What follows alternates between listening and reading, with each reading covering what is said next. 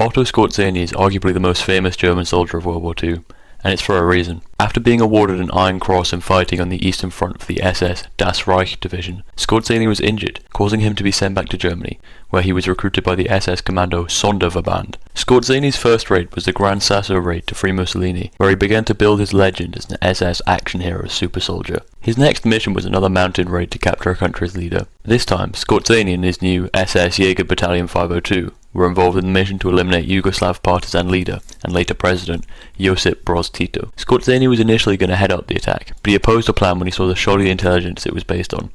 The so-called Raid on Der Var was a gigantic failure, with Tito slipping away on his train and his partisans providing the SS paratroopers with an embarrassing defeat, which did nothing to help the already weak German control of Yugoslavia. Skorzeny would have more success, however, on his third mission involving a head of state. The Finnish government had surrendered to the Soviet Union in September of 1944, and the Horthy government in Hungary was supposedly planning to follow suit. This time, Hitler was ready. Germany could not afford to lose Hungary's hundreds of thousands of soldiers or her supply lines to Romania and Bulgaria. As such, when rumours of peace negotiations began to drift back to Berlin in early October, Hitler gave Skorzeny free rein to do whatever he deemed necessary, quote, as soon as we learn that the region is about to betray the duties incumbent upon him. Under the guise of being a representative of Tito's Yugoslav partisans, Skorzeny managed to arrange a meeting with the son of Regent Miklos Horthy. Skorzeny and a team of undercover Gestapo agents, after a brief firefight, managed to bundle Miklos Jr. into a carpet and fly him back to Germany. Miklos Horthy Sr. was undeterred by this flagrant attack, announcing the signing of the armistice at 1 p.m. with the famous quote from Otto von Bismarck, "No nation is forced by its obligations to sacrifice itself on the altar of an alliance." Skorzeny was not about to simply let this happen, and at 6 a.m. he led a small force of 4 Panther tanks and 2 truckloads of SS soldiers up Castle Hill to seize the castle. Horthy ordered his guards to stand down, but one group did not see this order,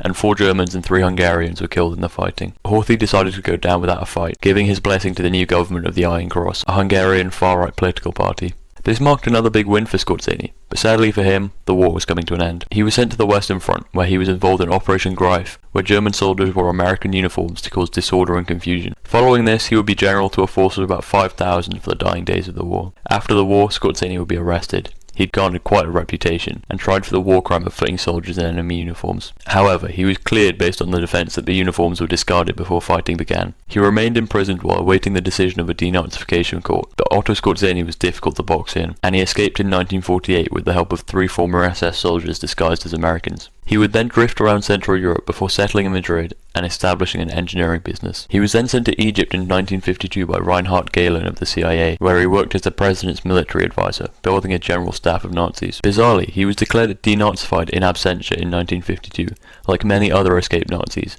allowing him to move around freely once more. He spent most of the 1950s in Ireland before going back to the Middle East in 1963, this time working for the Israeli government, collecting intel on and rumouredly assassinating Germans working for the Egyptian government. He spent the rest of his life in Spain, where he set up the fascist paramilitary, the Paladin Group, as well as reportedly helping hundreds of Nazis to escape Germany through his organisation Die Spinner. Skorzeny died of lung cancer in 1975 in his new home of Madrid. Otto Skorzeny can truly claim to have lived a life of adventure. His life story wouldn't fit in a short for a reason.